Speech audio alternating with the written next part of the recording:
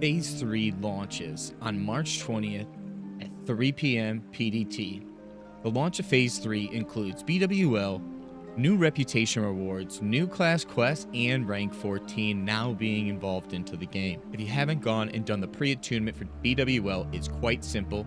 Just like MC, you just gather a party and then head to a dungeon. This one's a little different though. We're going to be going to Uber. First, before you go inside Ubers, we're going to be killing an NPC called Scarshield Quartermaster. By killing that, we're going to be looting an item. That letter then gives us a quest to go into Upper Blackrock Spire and touch this blue little orb behind General Dracosath. Doing that has you attuned to BWL. After attunement, you and your raid are ready to tackle 8 bosses that await within BWL, each with their own challenges and strategies you'll need to employ to defeat. Not about you, but I'm extremely excited filling out all these brand new tier 2 sets that we've had bits and pieces of in the game from phase 1. Like, for example, we've always had the tier 2 helmets, and we've had the tier 2 legs. The helmet came from Onyxia, and the legs came from Molten Core. Lastly, something that you may have been waiting for, you'll also be able to loot Elementium Ore from the Blackwing Technicians. This can be smelted to make Elementium Bars, which is needed as a part of the quest line to forge the legendary sword of Thunderfury.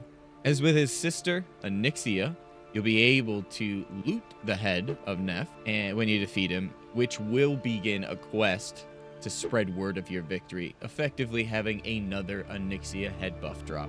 Now with Phase 3 launching, reputation rewards do come out. Some big reputation rewards that are really hard to obtain are the 15 agility to weapon, the 15 strength to weapon, the Warsong Gulch bracers, and Blackguard. These all come out in Phase 3, and it's really interesting to see if anyone's going to be actively going for these grinds on Fresh with the limited time range. I can imagine some people have already worked quite a bit on the Timbermaw Hold rep, but Thorium Brotherhood is a very long rep, and if you weren't really preparing for that, that's something that you probably won't have ready. Not only do we get rep awards, but we also get our level 50 class quests. A lot of people have been asking, when did this come in the game? Well, this came in the game in Phase 3. If you're level 50 or above, it's time to seek out your class trainer in any major city to begin an adventure that will ultimately lead you into the belly of Sunken Temple, which is in Swamp of Sorrow. So if you're Horde, you have a little bit better time getting there because you have the flight path, but if you're Alliance, you can walk from Duskwood. Some of these class quests have extremely good pre-bis changing items, like Diamond Flask, for example. This flask is so strong that it will make warriors completely change their trinket setup going into BWL. Not only does it change trinkets going into BWL, but it can change items that they completely start farming. Now, a warrior may be more inclined to do dungeons because they want to start rolling on healing gear, because healing power actually scales with the restores 9 health every 5 seconds. The more healing power you have, the higher it will actually heal you per 5 seconds. You do this by swapping on a healing set, trinking your flask, swapping on your normal DPS gear, and then going into the fight. By doing this, you effectively snapshot the healing power that you had before, and instead of healing 9 per second, you heal much greater.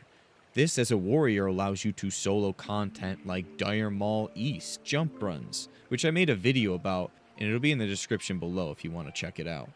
Not only do we have these neat class quests, but we do also have the Dark Moon Fair. Now, the Dark Moon Fair appears at the beginning of a month, which will arrive on the Friday of every month and begin setup, sets up over the weekend, and opens on a Monday, and then it closes that week on a Sunday.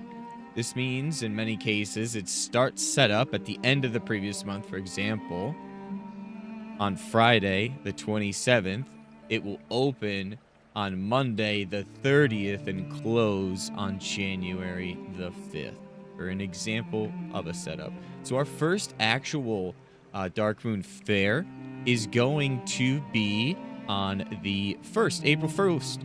April 1st, holy shit. April Fool's Day. Get your Sage's buff for raid. That is your first DMF Parse Week. And if you're asking what a DMF Parse Week is, the beauty of the Sage that is in the Dark Moon Fair, you talk to her. There'll be a guide of how to answer in the description. Obviously, you can just follow along with the video here, but I can put this and link this in the description below. But basically, this Sage will give you a buff that you can boon for 2 hours. You can boon it, and it lasts for 2 hours. And you can only get the buff every 4 hours of logged in game time.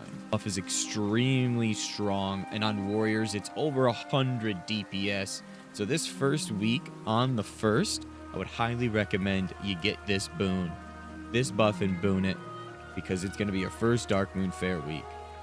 Dark Moon Fair does go in rotational spaces, so if you're on a PvP server, do notice that not only is it going to be in Elwyn, if you're Alliance, you may have to go to Mulgore. So just kind of keep your ears open and know where the Dark Moon Fair is. Maybe go with the group, maybe go with your ring, because you don't want to lose those world buffs. If you're like me, you either just finished or you're about to finish the rank 11 grind.